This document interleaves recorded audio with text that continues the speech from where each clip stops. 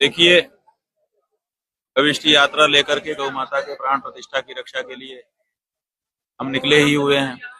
1 महीना से ज्यादा का समय हो गया है।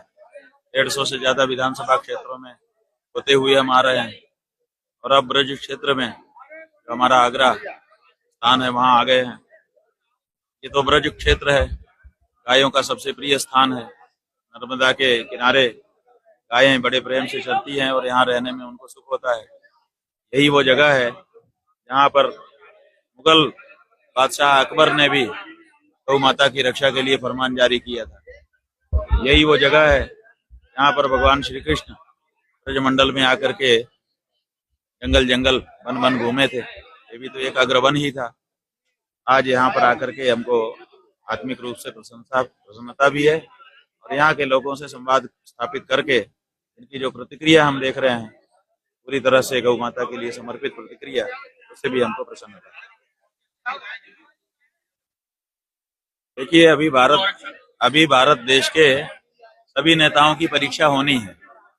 ये हमने अभी लिटमस टेस्ट दे दिया है कि सबसे पहले गाय को माता कह करके पुकारो।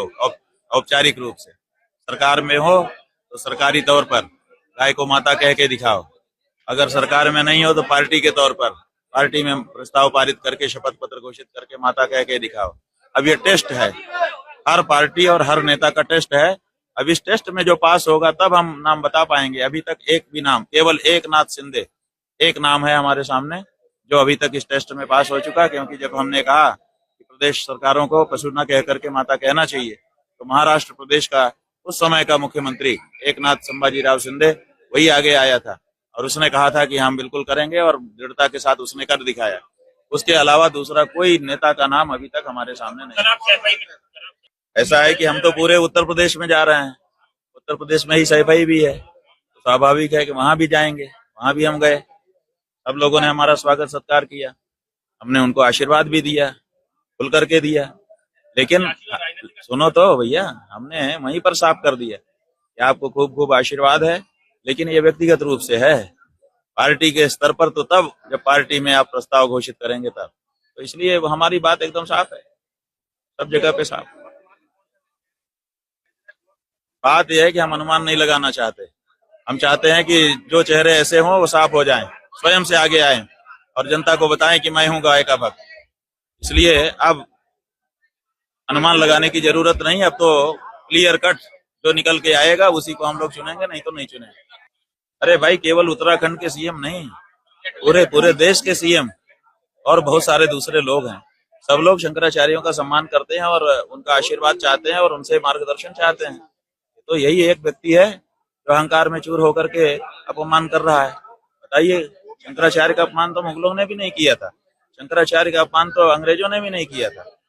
तो यही एक आदमी है जिसने ये अपराध किया है, और कोई है क्या? नहीं तो क्या करें, नाम न लें?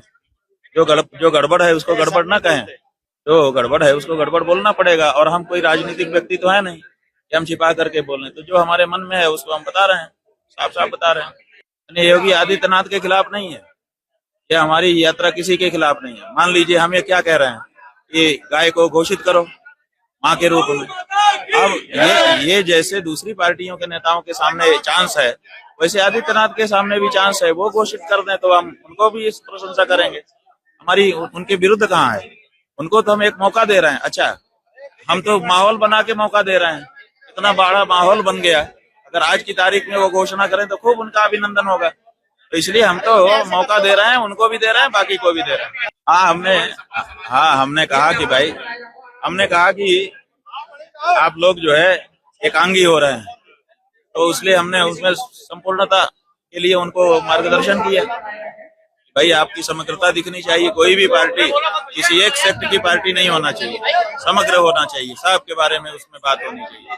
तो वो कमी हमको लगी तो हमने उनको कहा, सुझाव दे दिया कि भाई आप इसको लगा दो ताकि समग्रता आ जाए। समग्रता तो जरूरी है ना किसी भी पार्टी में।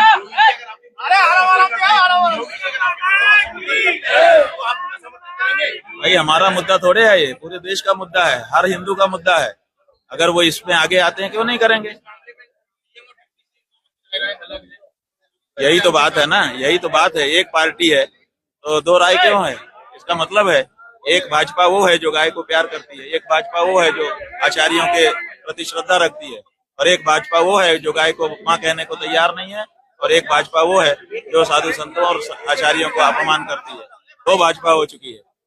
जो दो भाजपा है उसमें से जो अच्छी भाजपा है उसको हम स्वीकार करते हैं, जो गलत भाजपा है उसका हम प्रतिकार करते हैं। अरे जो भी गलत आदमी होगा, चाहे वो कोई हो, गलत होगा तो उखाड़ फेंकना ही पड़ता है। यही तो लोकतंत्र की खूबसूरती है कि अगर आदमी की गलती पता चल जाए कि ये अंदर से गलत है तो उसको उखाड़ फेंको, इसमें गलत क्या है? तो यही तो इसी के लिए लोकतंत्र स्थापित किया गया है।